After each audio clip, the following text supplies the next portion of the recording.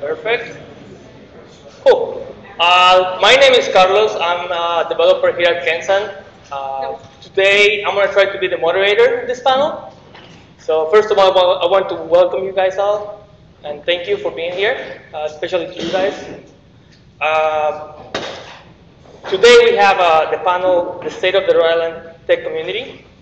By the end of tonight, we expect that you guys have something new that you guys learned here, a new resource, where to look out for tech resources in Rhode Island. Or at least cat pizza and wine or something, right? So first, I want to introduce the panelists. Well, I want to actually let you guys introduce yourself. Say your name, what do you do, and what do you like about Rhode Island? Something exciting. Can be coffee milk, something like that. Oh, how does this work? What do I do with this? Just that's Mike. Oh, no kidding. All right. Tina Zuffoletti.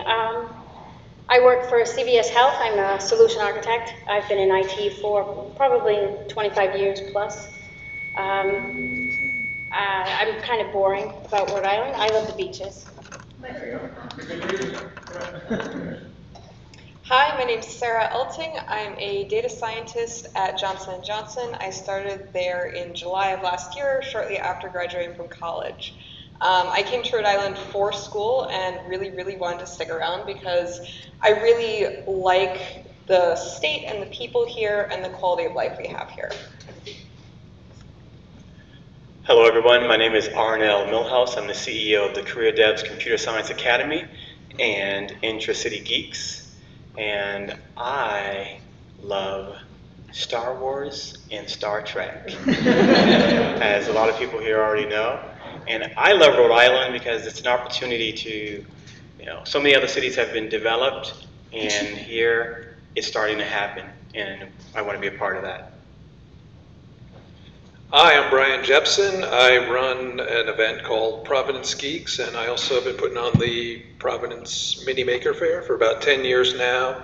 When I'm not, those are my hobbies. When I'm not doing that, I work as a content manager for LinkedIn Learning, which some of you may know as lynda.com.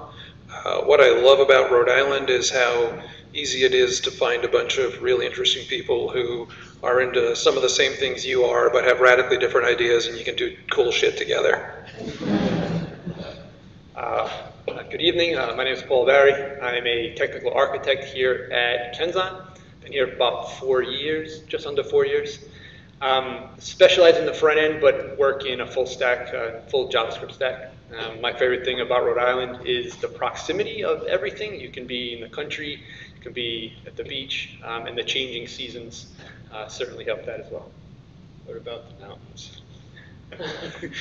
Hi, my name is Owen. I'm a principal architect focusing on UI at Clarivate Analytics. You might have known them before as part of Thomson Reuters.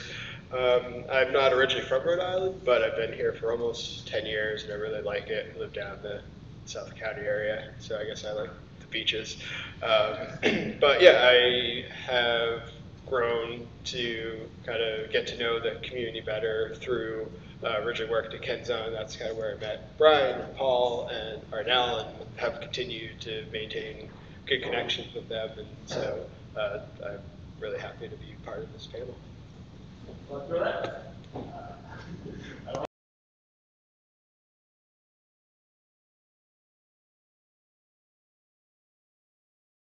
So we're going to have 4 different topics, and you guys can raise your hand and ask your question, or we have a set of very pre-selected questions for you if we don't have enough participation, but we encourage you to actually add to it. So the 4 questions that we have is, first of all, what does it mean to be part of the Rhode Island Tech community? And then, what is the community doing right now? How can we grow that community? And how do I become a member of it? What else, like anything about that? And then anything else from that? So first, what does it mean to be part of the community? Anyone of you guys have any input of that? What does it mean? What does it mean to be part of the Rhode Island Tech community? Yeah, I think Bryan has a little bit of background. PVD Geeks has been on for about 12 years. How many of you guys know about PVD Geeks? Nice. So, yeah, want to take it on? Really surprised I caught that. So being part of the tech community can mean a lot of different things. It can mean having a job at a tech company in Rhode Island, which I don't have. In fact, I don't think I've ever worked full-time for a Rhode Island employer. I've done some contract stuff, but most of the time I've worked for out-of-state people. So from my perspective, that means I'm super disconnected. I don't go into an office where I have friends locally. I don't, I don't have a company. I don't work for a company that's doing things in the immediate community, like the way Kenzen is doing events like this here. So I had to reach outside. I had to leave my house, which was challenging, and so there's part of it which is belonging, right? And there's also there's this issue of inclusion, right? So if I'm going to get out of my house, I'm going to get people together, I want to cast as wide a net as possible. So that sort of comes into the responsibility, right?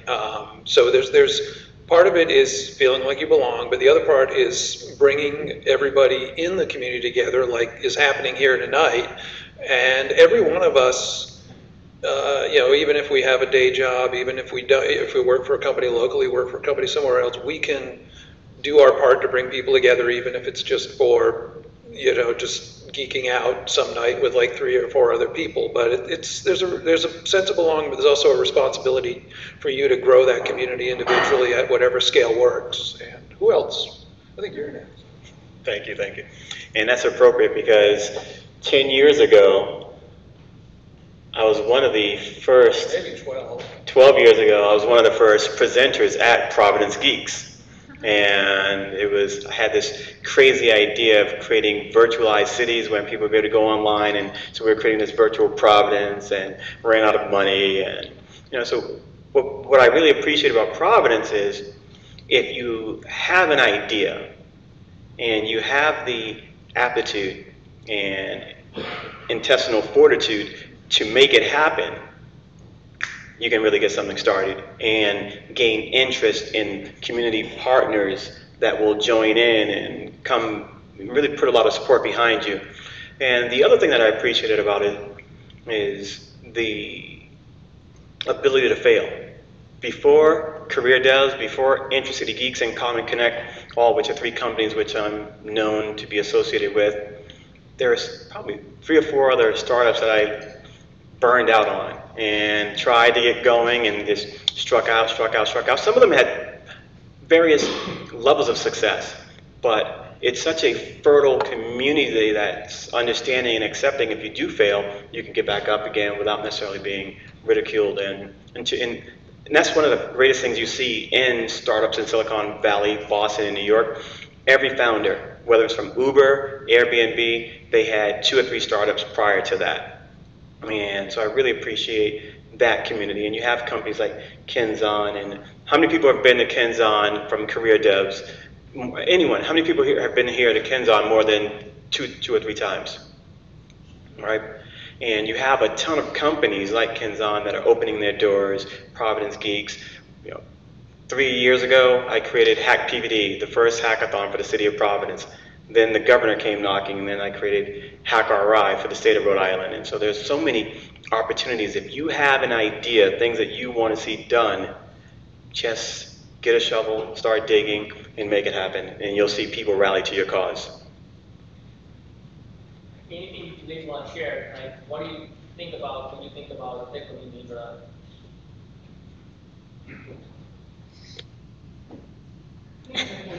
Hi, so I've been around in IT for a long time, and I don't know that we necessarily had a community of IT. I never thought of it that way.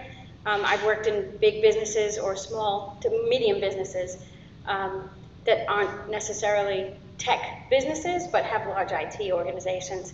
And I don't really consider sharing technology with my friends and people in the community. I don't think I don't know that tech was big until now. It's kind of exciting to see everybody come out, but I think I came from a smaller group. Mike asked me here, thank you Mike, to talk about one of the organizations that we have recently joined. In 2016, I think, Gina Raimondo started an organization called CS4RI.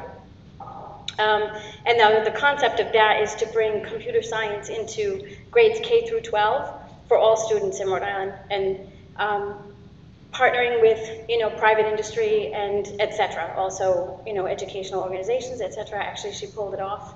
And there's computer science in all the schools in Rhode Island, which I think is great. CBS partnered with that, and we have, I volunteer as a mentor. I have a young girl that I mentor, and I will follow her through her career. I think it's Woonsocket, and it's a program where if they complete it at the end of 4 years, we'll offer them a job at CBS, and they can either go on to like CCRI or, they can come work or do both. But it's a great opportunity, I think, to, even to advertise computer science. Because what I learned is that Rhode Island colleges put out about 350 computer science graduates each year, and there are far more jobs available. So it's a great opportunity. And so bringing that into like even some of the lower income areas and schools gives a great opportunity for them to, to get better. So that's all. That's all I have. Perfect. So this segues into the next question. Why tech in Rhode Island? What's your input on that? Why should we be doing tech? Can I ask a question? Sure, go ahead. So I'm curious what the panel thinks about the difference in the size of tech companies here. So when we talk about a tech community, it feels like there's a really big divide, really small and really large. So I'm just curious if you could talk a little bit about that, because the Commerce report that came out is 98% of Rhode Island businesses are small business, but yet the governor supports programs that are more around the bigger businesses getting. So I'm just curious about the differences in the big and the small in Rhode Island. Can we repeat the questions because we are streaming this, so can you use like. Sorry guys, we're streaming this. Repeat. That was a big question.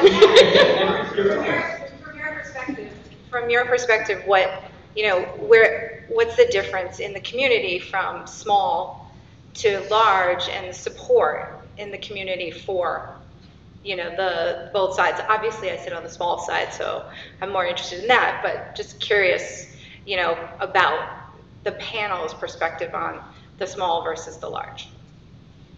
Who should I throw it to? Oh yeah, you don't want me to do that. I wanted to catch you. So, a couple of conversations I had with the governor were centered around that. What about the little guy and the little gal, small businesses? And she does have a really well laid out strategy, and she wants to start with the roots and the trunk of the tree first.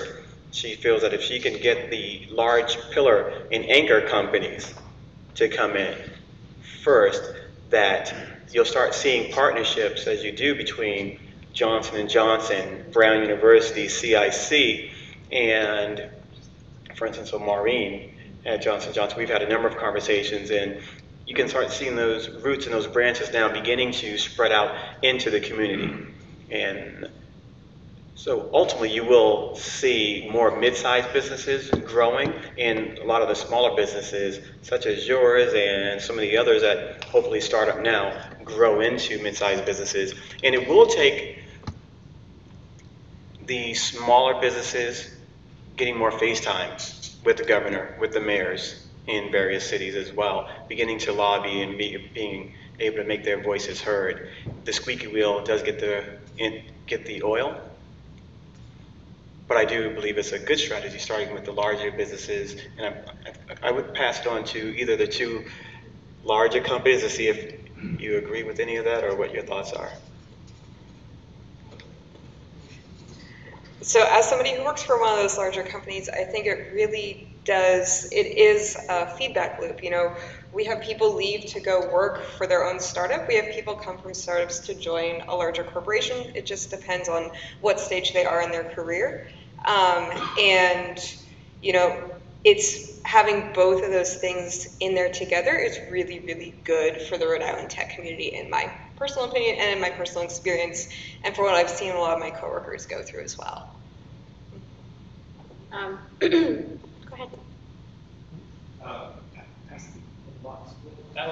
Oh, yeah. Okay. So I've been part of the community here for a long time, but what I've seen over the years is actually there are kind of four communities. There's the DoD folks down in Newport and the War College. They don't tend to mingle with the others. There's the big places like the Fidelities and the CVS and the Citizens, so the bigger IT shops. There's quite an active VC, small startup businesses going on.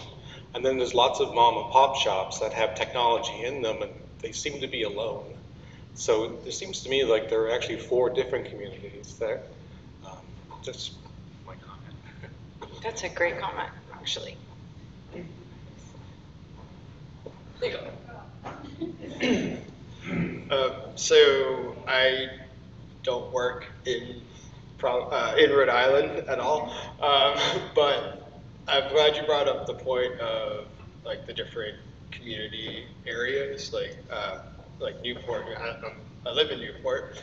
I was there. You know, there was a team down there that was working on some like data analysis and trying to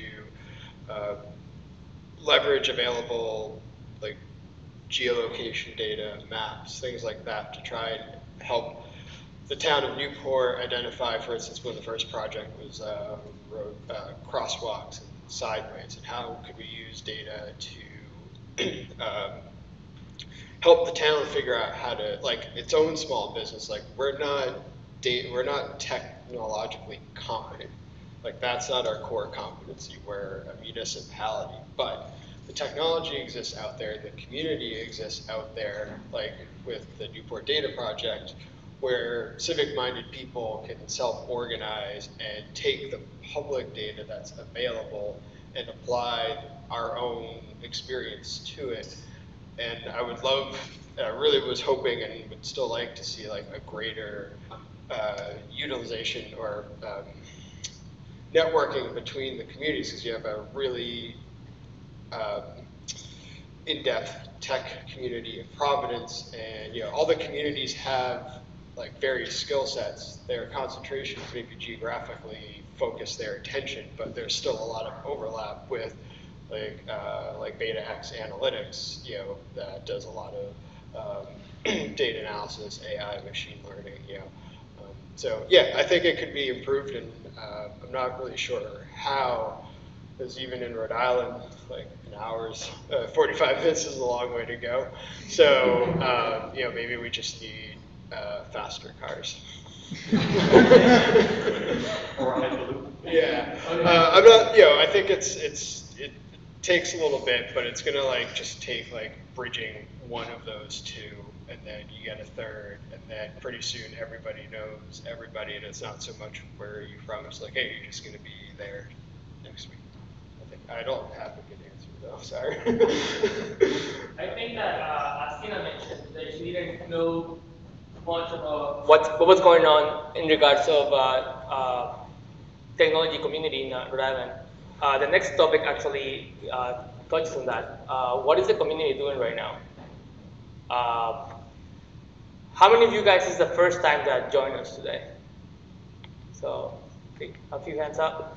So we've been doing this for now, what, like 7 years? Yeah, so we've been doing this monthly, 7 years.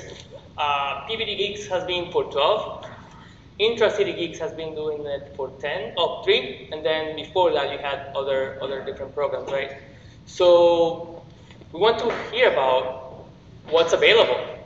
I mean, do you know, Sarah, of anything that your company is doing or you're doing personally or other groups are doing? You want to share?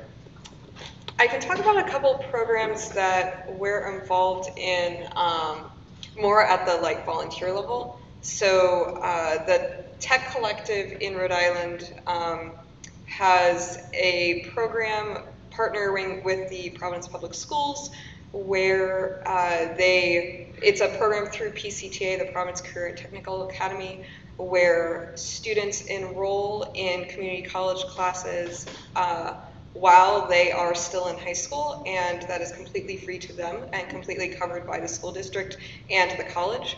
And they can graduate in 4 to 6 years total with an associate's degree, completely free of charge. And there's a mentorship component to that, where they are paired with mentors from companies. A whole lot of different companies in the state are involved in it.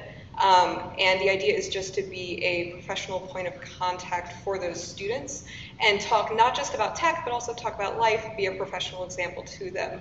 And so that was something where, as a 22-year-old, I was asked to mentor a high schooler, and I was like, I have no idea what, don't come to me for advice. But it was something that I could do. And honestly, the difference you make in the life of a 15-year-old is huge, regardless of whether you actually feel capable of, keeping track of your own life and keeping track of your own career. So that's a program that I found really fulfilling and really helping build up the next generation of tech, like the CS for Rhode Island effort as well. That's the kind of thing that I personally am super passionate about, because I look to the future and I see, we need that in this state especially. I know you wanted us to throw it. Yes. So I think volunteer opportunities are some of the best opportunities for getting involved, and CS for Rhode Island has come up a couple times. They've got their summit coming up in mid-December or early December. They're probably looking for volunteers for that.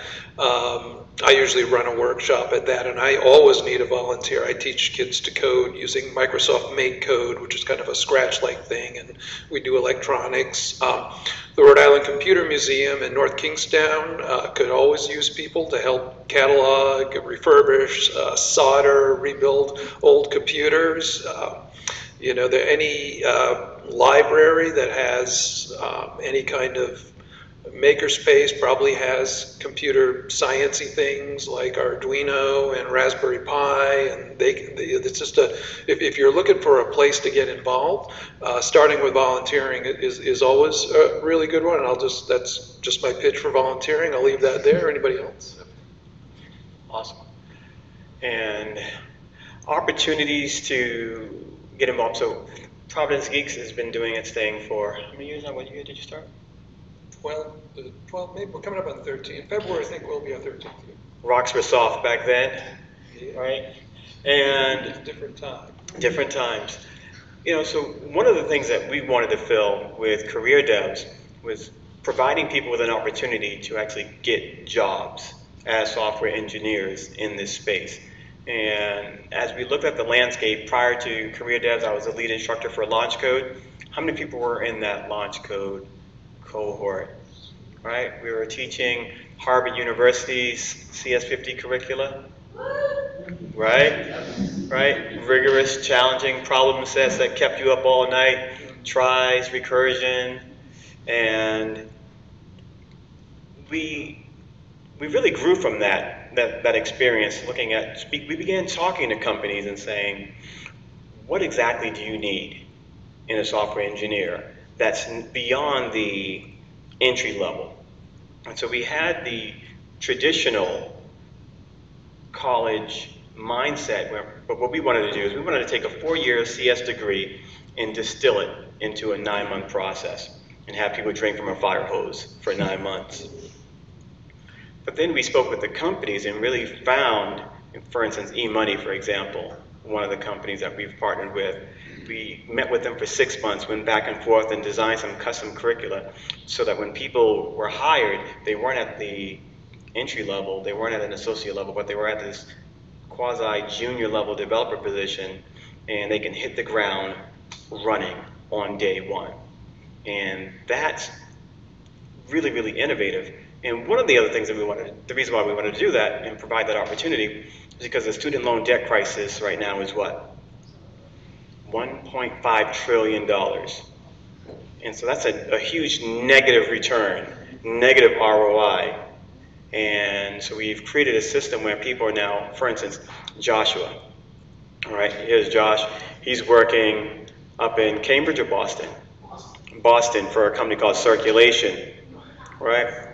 And we have a number of, anybody here from, we don't have any of the e-money guys here, but, and then who else? Zach. Zach is working for a startup that came out of Brown, one of the B Lab that I'm a mentor at Brown University, and this company got $2 million in funding and doing some really, really heady work, and they hired Zach. So we're providing people in a 9-month window opportunities to really go into these great, great career opportunities.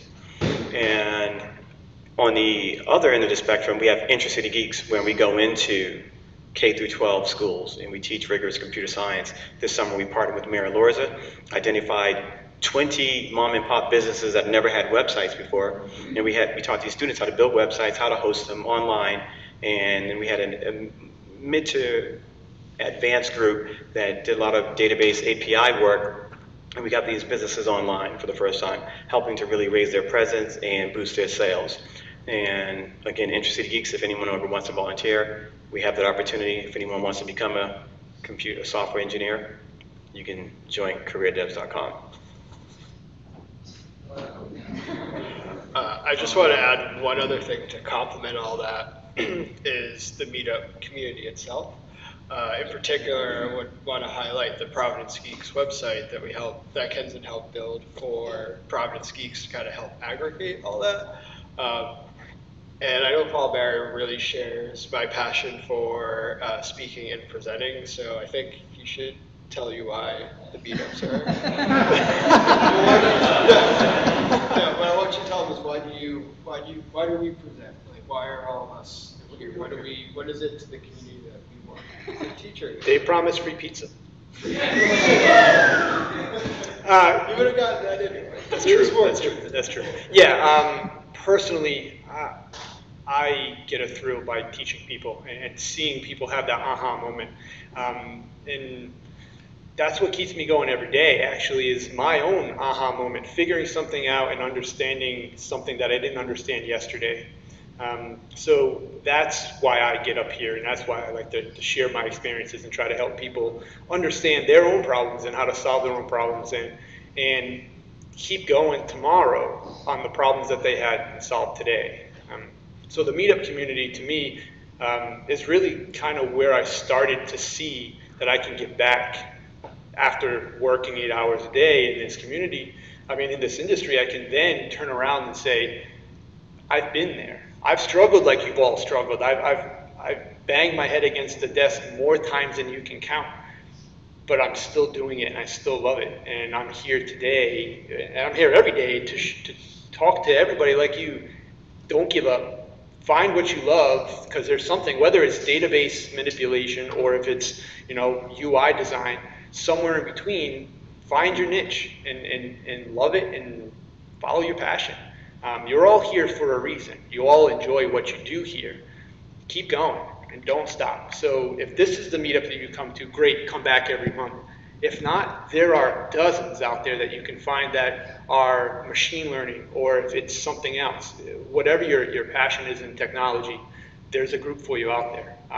You just may have to dig to find it, but the pvdgeeks.org, I don't know if anybody said it yet, pvdgeeks.org is an aggregation of a good collection of meetup groups in Rhode Island. Like I said, stemming from UI stuff like we do here, all the way to machine learning and robotics. So it's all open source stuff, and if you'd like to contribute to the site itself, pvdgeeks.org has a GitHub repository that you can contribute. If you see that, hey, I have a good idea for design, or I have a better way, blog post, or any type of contribution to the site, please reach out. I'm sure Bryan would love to hear from you and help get your feet wet with some open source. It requires back and forth. We can, hearing from you helps us understand, where you know, especially the feedback like after presentation, like this wasn't as clear. A lot of it is, you know, and in technology in general, it's really not the technology itself that's the interesting part, it's the story behind it, what you can do with it. And so it's one thing to, you know, learn the rules for writing CSS specification. It's another thing to make a flex box grid and make this really nice responsive column-based layout for your employer that's like, great, we did everything we needed a library for, we've got 12 lines of code. That's going to let you, you know, explore all these things as much as you want. So, and then when there's things that you think need further exploring, and it's not being talked about, here we go.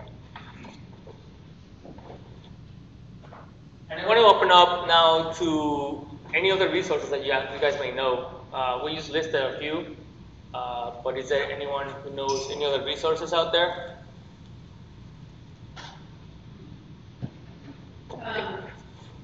This is probably an updated one, but there's like a RSS type thing called PD Technologist, and it's on the Slack channel.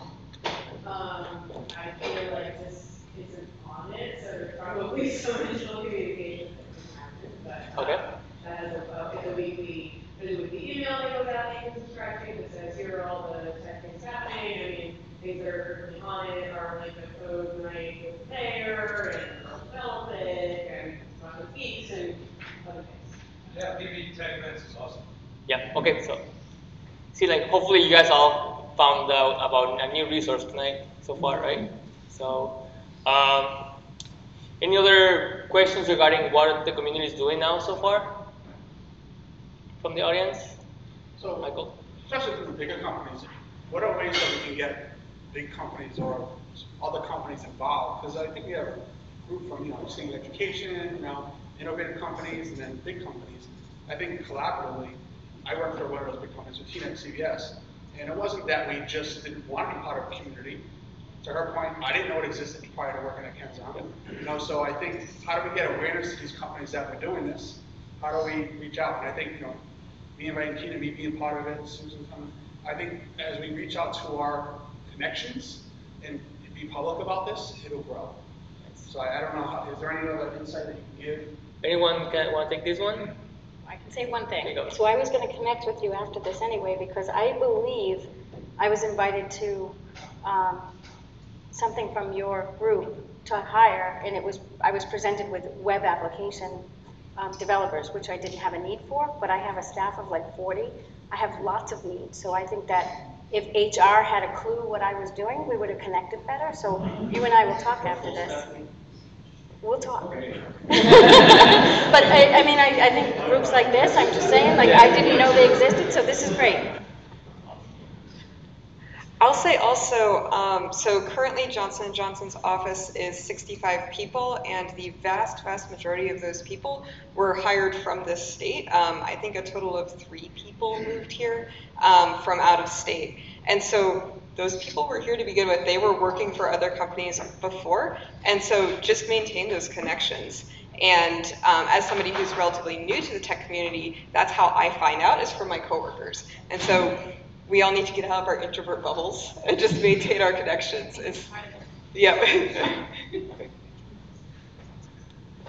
How about everyone go to Twitter right now and do a hashtag Kenzan or an @. What's your Twitter? Kenzan Media, one word?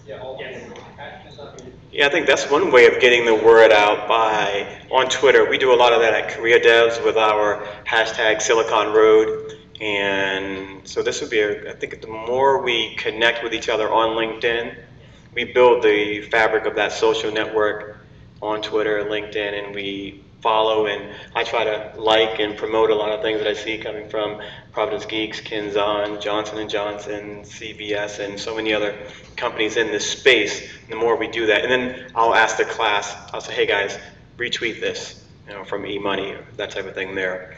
And it's like our version of SETI. What's the opposite of SETI? SETI is us listening, but we have that signal that goes out as well. No? I used to know it, but that's our version of reverse SETI. So at Kinzon Media. We should all tweet about this, and I take a picture of the panel, the groups, people that you're meeting with, and that'll be awesome. Okay, Andrew, did you have something to say, Andrew? Tom Brady. So, Brian, this is a question for Brian, because 10 years ago, at least 10 years ago, we had Nexus, which was a community for Rhode Island software companies. And I dropped off of that. I'm kind of curious if you have a memory of the history of what happened to it. Is it still going? Did it die off? Well, so you're asking about Rhode Island Nexus, which was an online directory of, I think, people and local companies that was funded at the time by the Rhode Island Economic Development Corporation, and you might recall they went through some changes of priorities and stuff. Yeah, so my understanding is that that priority did not survive the change of leadership. In fact, the leadership that was supporting that preceded the leadership that was in all the newspaper articles. So it was even that change of leadership and then the chaos that ensued. But that was something that I don't think it was a very expensive thing to run, but it did take some of Jack Templin's time. And, I think maybe there's a conversation that we can be having about pvdgeeks.org. What's the missing functionality there? Or if you have some spare time and want to pull in a directory module, Owen will approve your pull request personally. Sorry. You make me throw something? Yeah, there you go. So, another question there? Okay. Oh, calling him or are you calling me? So, do you have a question? Okay.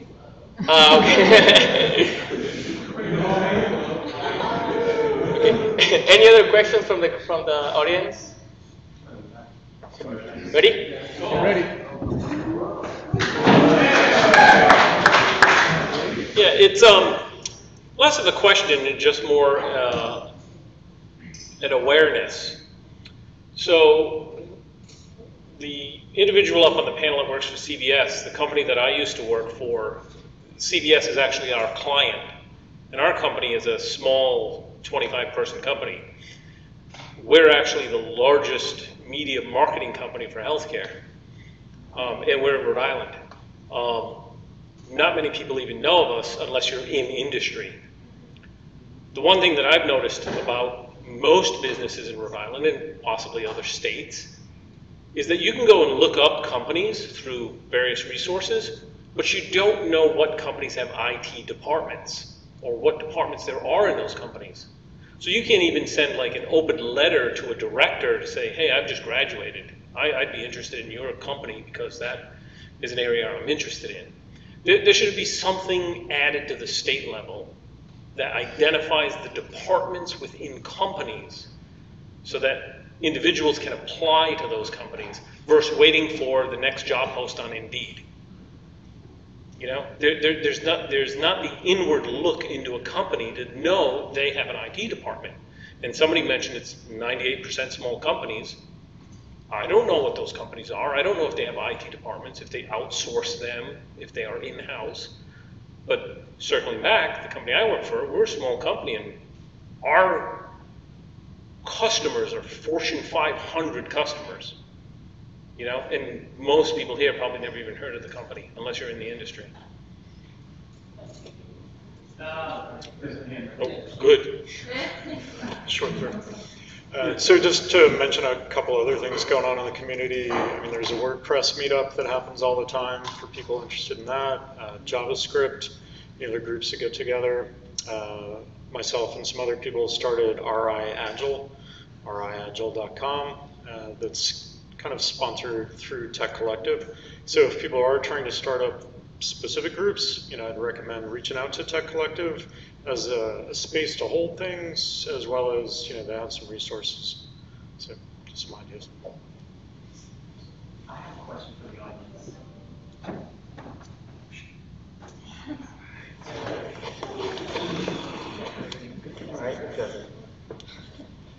So I have a question for everyone here. What are some of the ideas that you have? What are some things that you feel are missing from the Rhode Island tech community?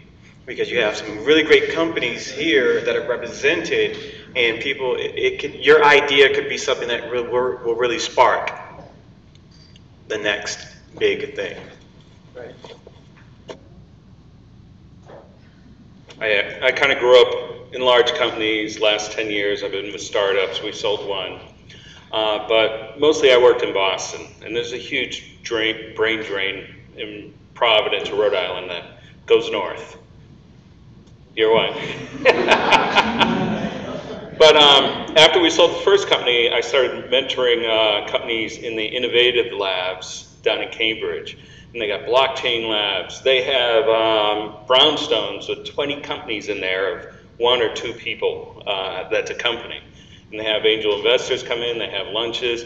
I don't see a lot of that down here. I never have.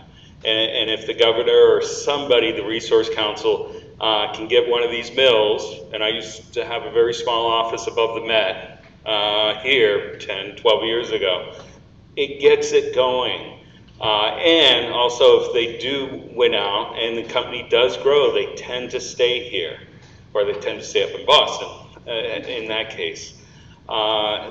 They have contests up there. They have continuously striving small companies, investing into them, and the state does a lot. And that's what we need to see if we can get the state to start doing again here. That was it.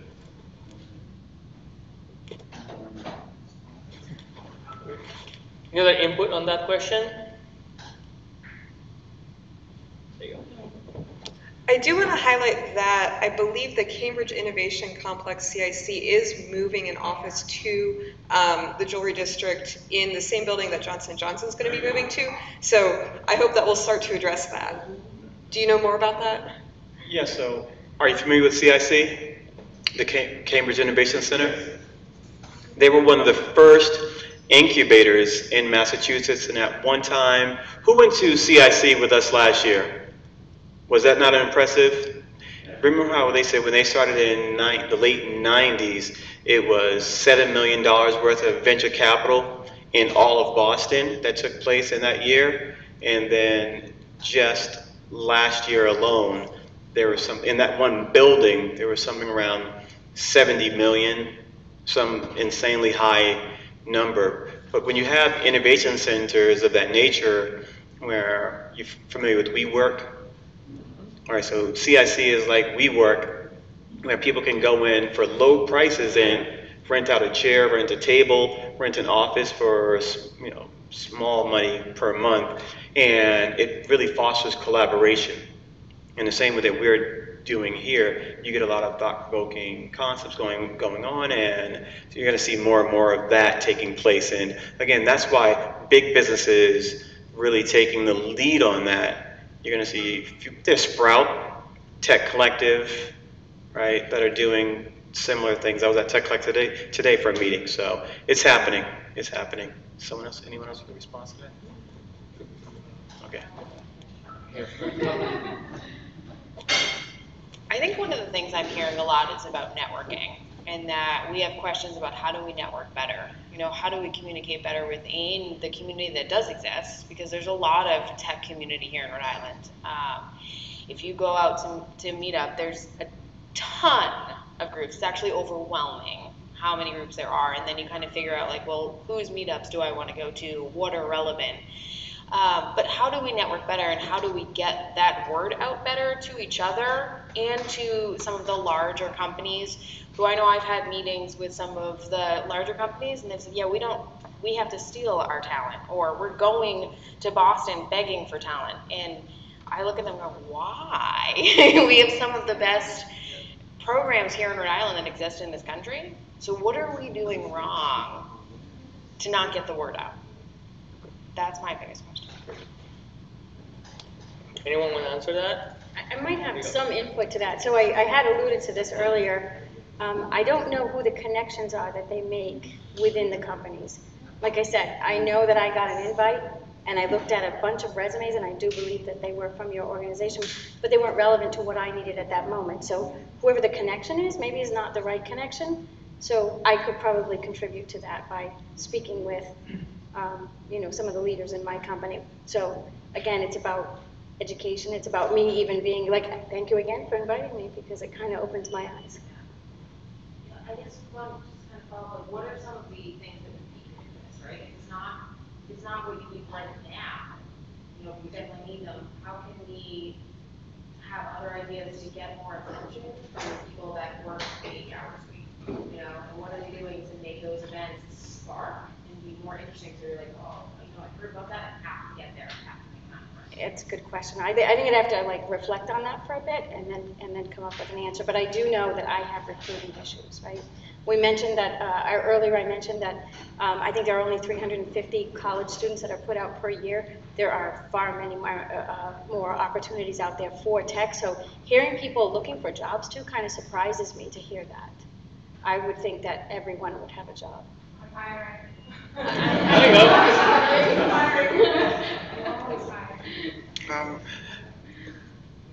When it comes to hiring or looking for people to fill those jobs, maybe it's the way on how we do the hiring.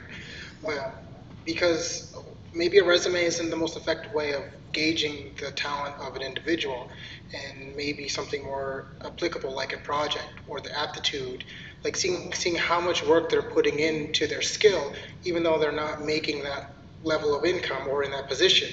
You know, like checking out their GitHub projects, or having an event where it's like, hey, we're going to have an event in the summer at a water fire event. Bring your best project there, you know, something that you did, tell us how you made it. Maybe you made, you know, a new project on an AWS server using Kubernetes. Tell us about that. You know, just I just came up with that. So also events like this are actually a good way to connect people, right? We just got Arnell and Tina connected, so hopefully we get more people to stay in the state. And just overall, I mean, hopefully you guys, during the break, you guys get to connect to each other and get something new, right? And I think Owen has. So to your point,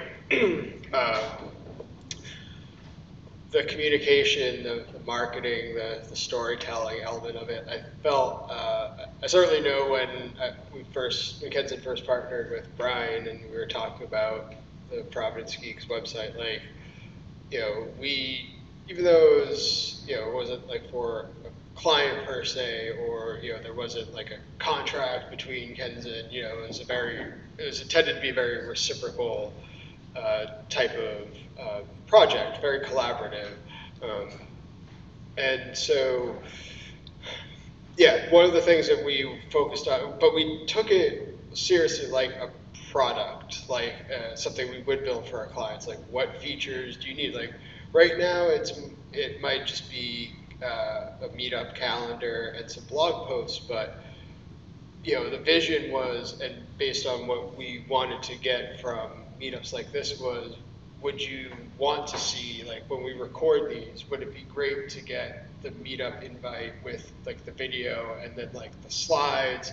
Because to your point, that central place is going to be huge. Everybody's got tons of different interests and schedules, and aggregating the meetups was one of the ways around that. One of the things we wanted to try and avoid was every cool meetup, you know, every meetup having an event on the same night, and then people have to pick, like, you know, if you're at your favorite festival, you're like, well, which stage do I gotta go to, right? And yeah, so we built that, but I would definitely agree with you that we could do more to let people know that it's there, with the hope that by getting the word out there and you show up, we get this feedback here, right? Like, it would be great if your website had videos, it would be great if it had more blog posts, if it had this and had that. And we want to build, you know, I think we want to try and build that. One, you know, we just want to get the best idea of what would be most valuable to people on the go. is it that you want to be able to go back and revisit old things? Like, you're just not going to be able to go, but if I have one place to go and get like the YouTube video and the slides and the abstract in one place, that'd be great. Or is it just about the calendar and maybe like a Twitter stream instead, so you could keep up? So I guess if anybody likes any of the or would like to get involved in the website, you don't have to know code. That's not a requirement. Please feel free to reach out. We'd love to try and make that more helpful to you guys. And right now we are going to take a quick break, but before we have two things. We have big reveal, and we also have a word from our sponsor. You want to go for it, Isaac? Sure.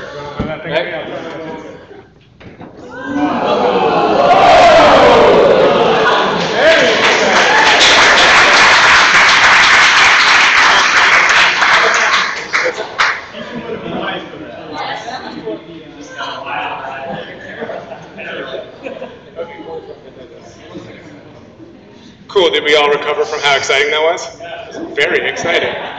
So again, my name is Isaac Lavoie. Many of you have had nice conversations with me in the past. I'm excited to see you here again.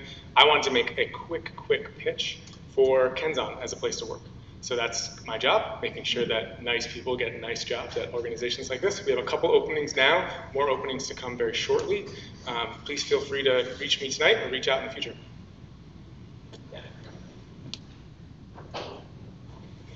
And so Kenzan has asked me to reveal a big announcement for tonight. So there's a bit of a change here with the meetups that we're going to be hosting. So as I mentioned, 7 years ago we started this, and when it started, well before I started here at the company, it was really a hack night. It was really bring your favorite project that you're working on. We'll have some bright minds in the room. Come and sit by yourself with free night, beer, pizza, whatever, or come in and enjoy the company and share your ideas and maybe collaborate with some stuff, whether robotics or programming or whatever. Things went well for a long time, and we're here now at a hack night, but we're not hacking anymore. We're really trying to focus on technology that we're using on an everyday basis, or even hopefully using in the future. So we are changing the name of our hack night. We are going to rebrand it as Cloud RI. So Cloud RI will now focus on not just hacks and small little projects, but really the whole stack that's available in the cloud. Everything from UI all the way down to serverless technologies, AWS, Google platform. So that's our hope, is to now bring the community together and be the place, the meetup, the community for all cloud computing in Rhode Island. And we're hoping that you guys continue to come and continue to follow us and bring your ideas to the table. We're not looking to be Kenzan Cloud RI. We are looking for Cloud RI, meaning that each one of you here is invited to bring a project, bring a presentation, and teach us what you're doing. We're interested in you, and we want you to be interested in us. And please, let's have a two-way street. So if you have any information, or if you want more information, if you have any ideas that you'd like to present, please reach out to myself, Carlos, or Isaac, and we can certainly set something up for the upcoming events in the future.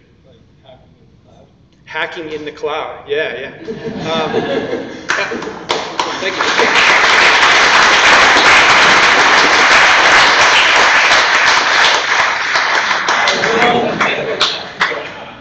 Is there a Twitter handle? I don't believe we have a Twitter handle yet, but we can work on that and get a Twitter handle. All right, go forth and network. Kathleen, you're next when you come back. 7:45.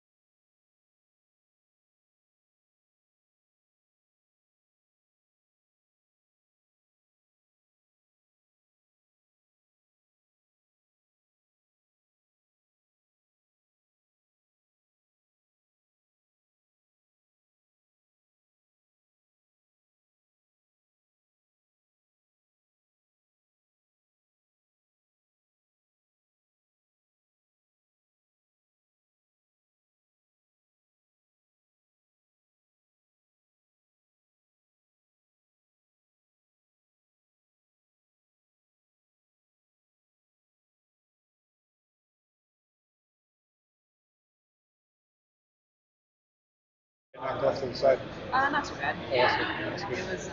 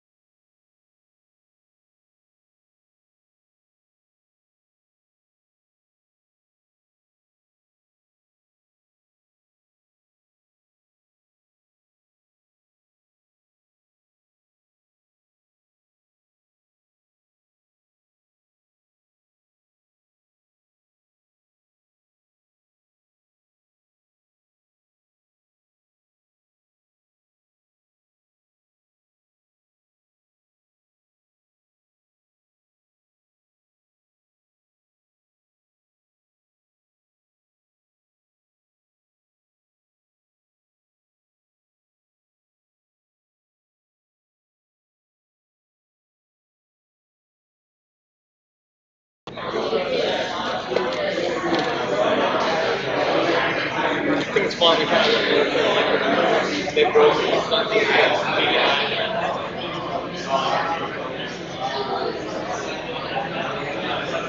is everyone back again? Hi. Nice to have you. There you go. Thank you.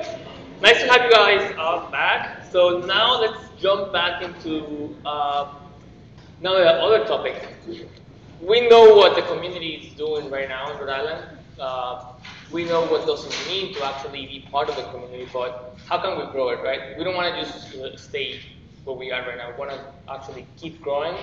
We want to keep passing the message. So first of all, tomorrow or whenever you see a friend, let them know that every month or every week there is something going on in Rhode Island, like tech related. Geeks has a lot of stuff going on. Agile RI has a lot of stuff going on. Or Meetup, there's a bunch of meetups that have something going on, like at least once a month, each of them. So, what do you guys think about how do we grow the community now? Any ideas out there? Stop going to Boston. There you go. I wish.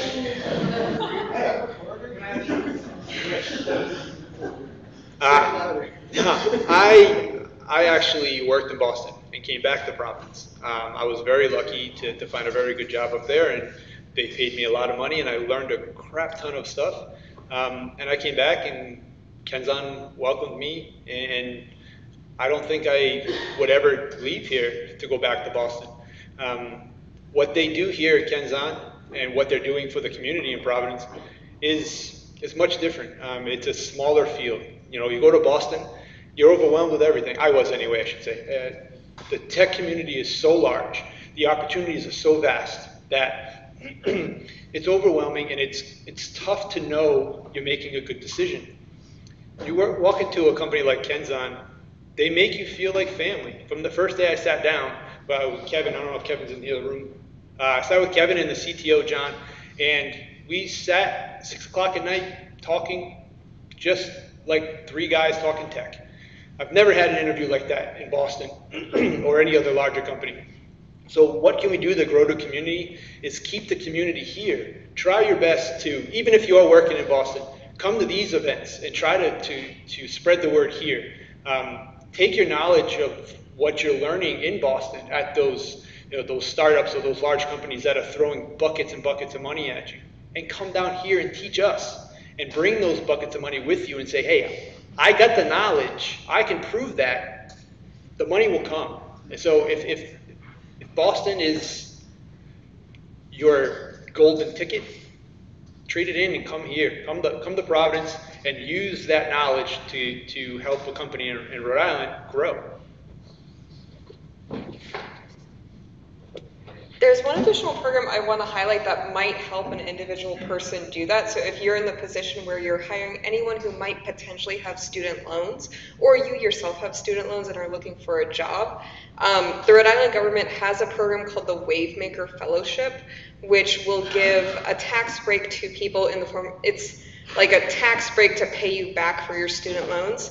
It's up to $4,000 if you have a bachelor's degree and up to $6,000 if you have a master's degree. And anytime I go to a career fair, I am like bringing a stack of flyers. I think I advertise this more than the Rhode Island government does, because it's an amazing program that really can make a difference for somebody if they're weighing a job in Rhode Island versus a job in Boston. So spread the word, please.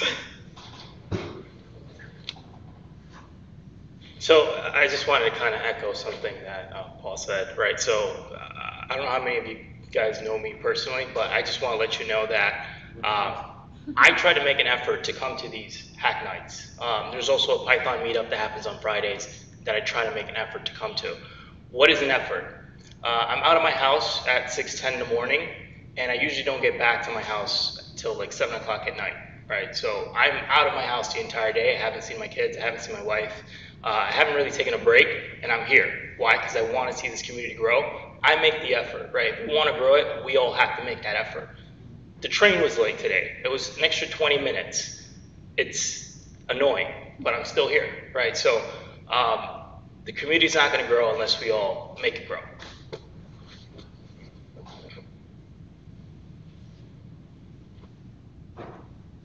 one of the things that I tend to work remotely wherever I work. I don't know why they keep me out of the office. Anyway.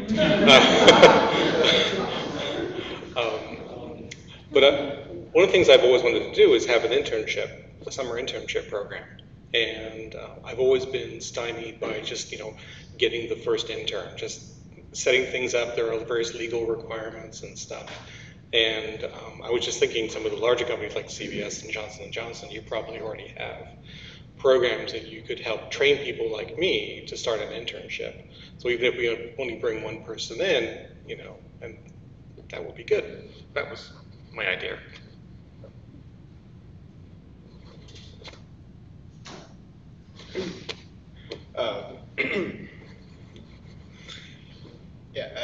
Jose, thanks for what you said. It's, I think it really emphasizes what the whole meaning of the word community is, right? It's not any one person going to do one thing, one space, one CTO, one technical architect, right?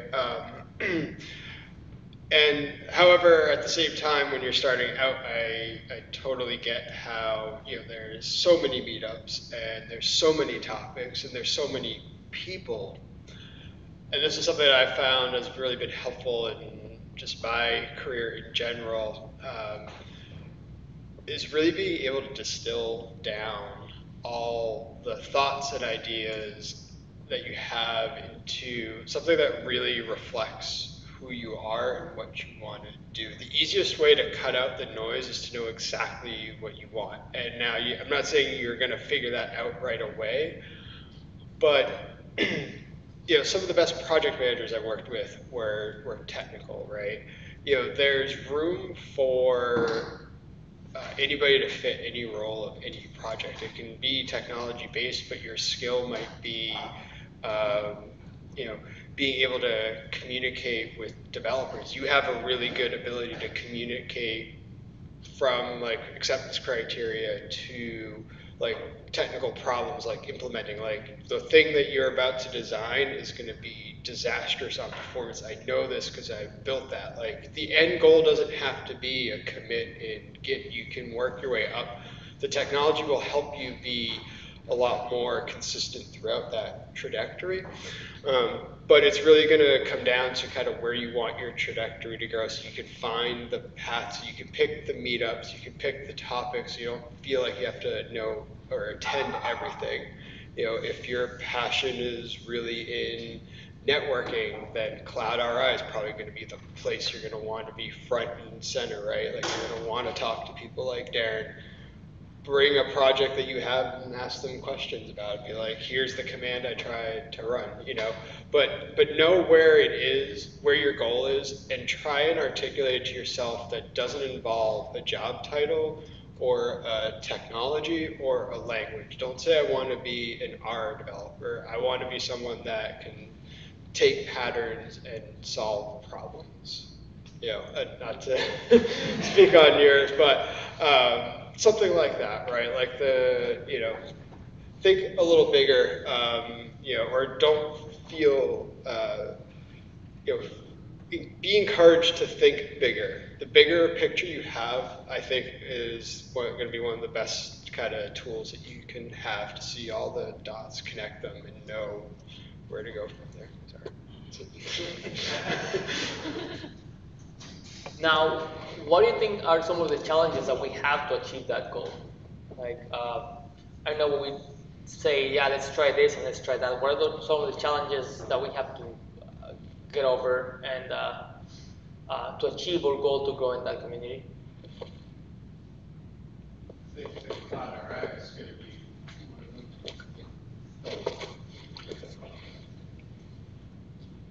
So the meetups are great, and Cloud RI, that's great.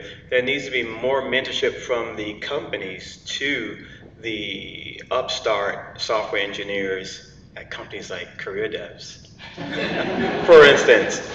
And reaching out, taking a greater chance. For instance, I know Jose is working at Amazon Robotics right now.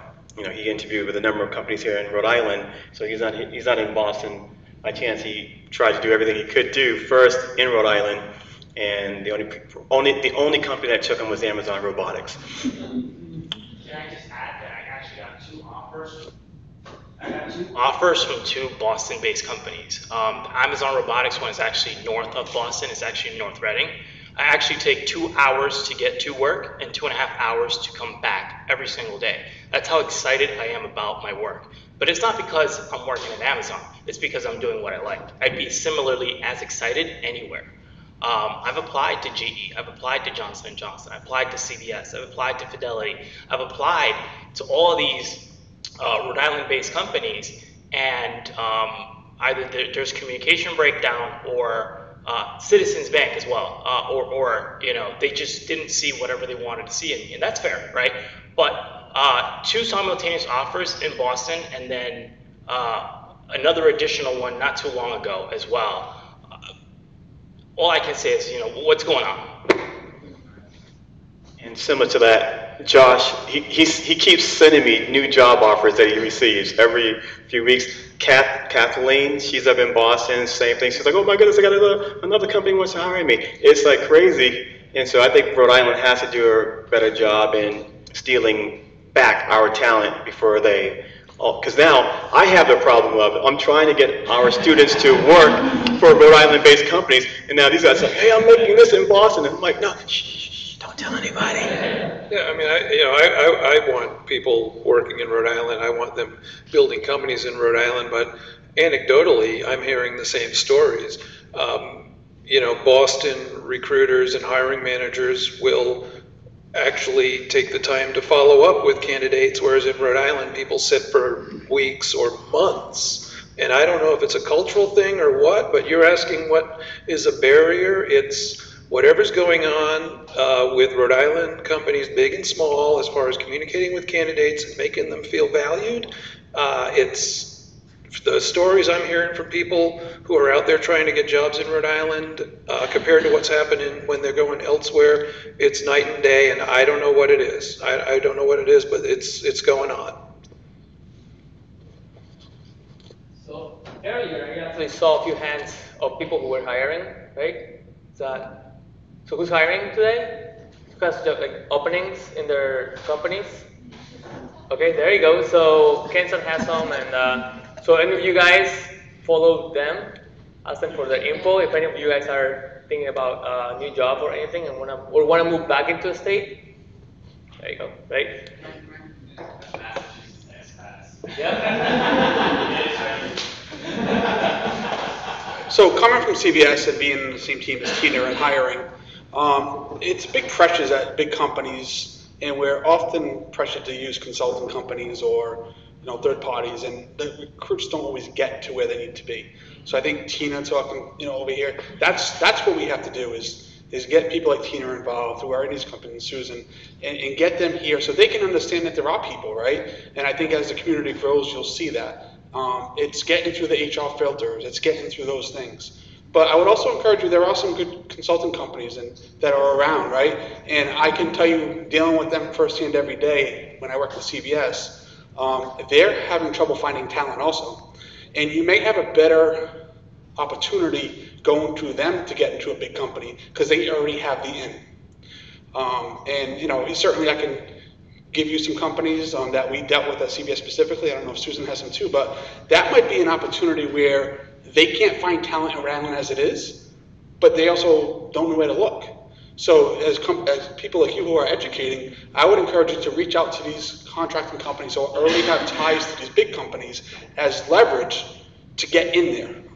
I'll make a comment about that too. I do a lot of hiring, and it's about a 4-week turnaround. I think the market is very good now, so I lose a lot of my talent to Boston as well. I think that the consulting, I was going to mention that, it's an opportunity to also maybe branch out into different things, try different things, be brave. Consulting, I did, it was probably one of the best gigs I had because you didn't have like that boat anchor of a big company that you work for. You could try different things. I mean, I think this group, anybody who's here is passionate about what they do. People looking for talent myself, that's one of the first things that I look for. people that are passionate about what they do. And I would mentor someone who was passionate rather than take someone with a bunch of experience oftentimes. So I would encourage people to also to go to the consulting companies. Often we try before we buy as well. You know, well, I'll go and get 10 consultants and I'll keep 3. So good point, Mike. I just have a small point. I want to share this. Before I moved back to Rhode Island on my journey up here, it took us a few months in Philadelphia, and I had an interesting experience because I kind of didn't know what to do. I was living with my sister, and like I was kind of like at a point in life where it's like, oh, I just packed up and left everything behind. So I had this old C++ book. It was like those thick 800 pages, and I, you know, 24 hours. Yeah, you know, and it's just so I wanted a programming job really bad. I really didn't have any direction. I'm in Philadelphia, as you can imagine. You know, it's just crazy to be in such a dense city, not knowing anyone or anything. So I would go to Starbucks down the street every day because I had Wi-Fi, because I didn't have internet at the house, borrowing my sister's laptop, and I would go through this book every day. I mean, I didn't have a job. I was applying, Walmart or anything, like literally anything. It was just, I was dead broke. It's just, so I eventually met this woman, and I really regret that I can't remember her name because I had a family incident the next day that was just crazy. But this woman was working, she was a technical director for all the hospitals in Philadelphia. And she would go there to get her coffee, and she would see me every day. And one day, she sat down next to me, and we struck up a conversation. And she asked, what classes I'm taking, assuming I was a student. I told her I'm just doing this, trying to get a job. And she's like, "Are you kidding me? If that book was SQL, I would hire you right now."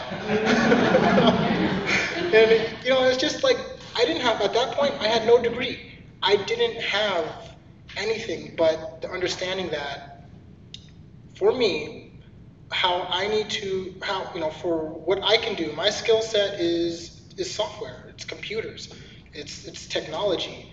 So, with this day and age, with these pocket computers in the, internet everywhere, someone with the will and the understanding, if I want to actually do this for a living, I need to know these steps. I need to grind out doing algorithms. I need to grind out learning data structures.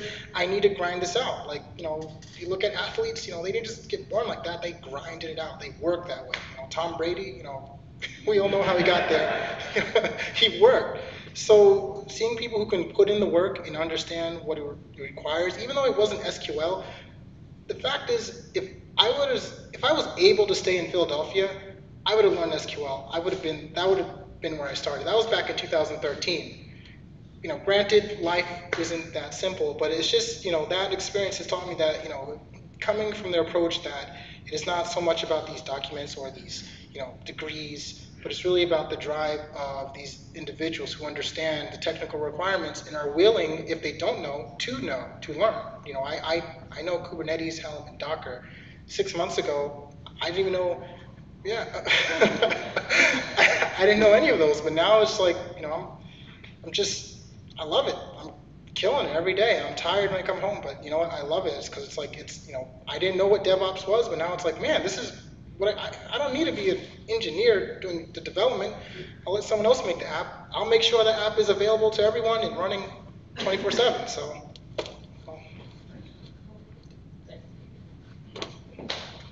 Yeah, so another one thing I want to mention before is that we expect input from all of you guys. We may be sending you on the Meetup channel a quick survey. We want to know what topics you want to see from the whole community. We expect to share those with PVD Geeks, ILRI, and all of them to actually say, hey, the community is asking for front-end stuff, or back-end stuff, or platform, any of those. So please, when you guys see that survey, it's out for you guys. It's out for the whole community. Please help us make it better and have topics ready for you. As I mentioned, there's events every month, every week probably in Rhode Island that we're trying to target them for you. get your companies involved. I think that's the way we're gonna get this thing moving, right? So, and from there, anyone has any more input on how to grow the community? Stay in touch. Oh yeah, stay in touch. We have the Slack channel for PVD Geeks. That's where most of the people are. Sign up for it. That's a great channel. Make some noise in there. Just go by and say hi. Right? And what about, I think we should have this massive,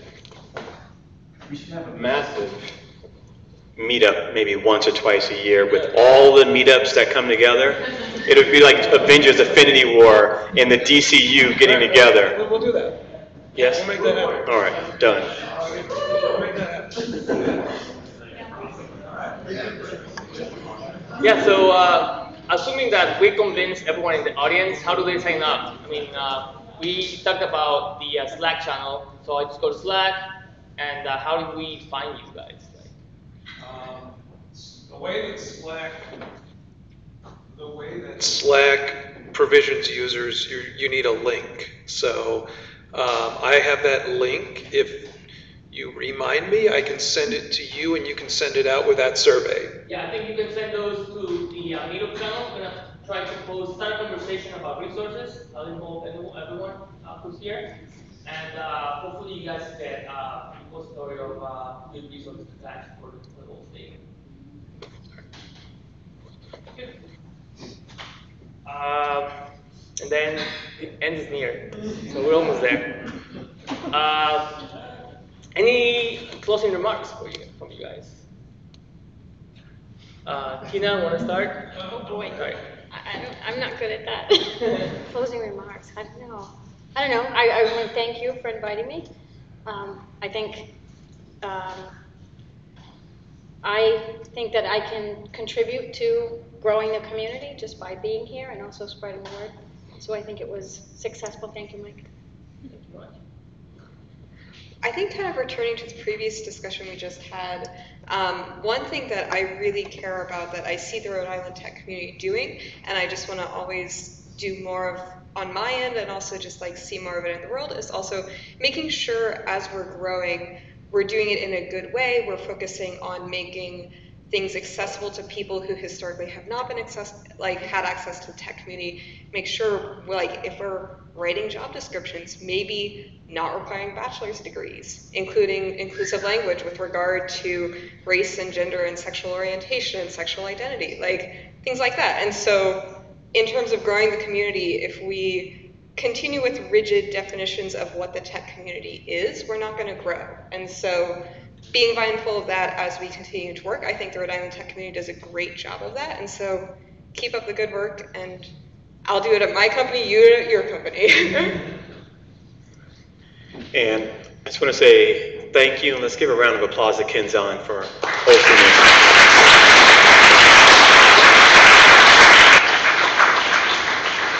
And by a show of hands, how many people spoke with someone that you feel like that you haven't met before, but you made a really good connection with tonight? See, so that's how you grow the tech community. These connections are amazing, and I know that the conversations that we're going to have offline are going to be amazing. So thank you. Yeah, I just want to say thanks. Thanks for having us. Thanks for being here. Thanks for all of the great ideas from fellow panelists and folks in the audience. Keep on doing everything that you're doing. Keep making cool stuff. And if you ever need anything, I'm pretty easy to find. I'll just speak from Kenzan's point of view. Thank you, everybody, for coming. We hope to see everybody again in the future at the next Cloud Hour Ride, which will probably be around Halloween. Usually the last Thursday of every month. Last Thursday of every month, you can probably put on your calendar, and we'll have something there. Thank you again, and I look forward to seeing you all again. Okay. Just echo the similar sentiments. Appreciate the opportunity to come out and speak and listen to everybody. I guess just in closing, one of the things that inspires me about the community is the diversity of the community. The more I've been involved in technology, the less I realize the most important part about my job is the technology. It's a means to an end, but there's a lot more to it than that. And I think the greatest advantage each of us has is our own perspective and sense of creativity and drive. So, don't get hung up on the technology. Think about what you can do with it, and let your creativity help you, distinguish yourself and help you find your own way to contribute to the community.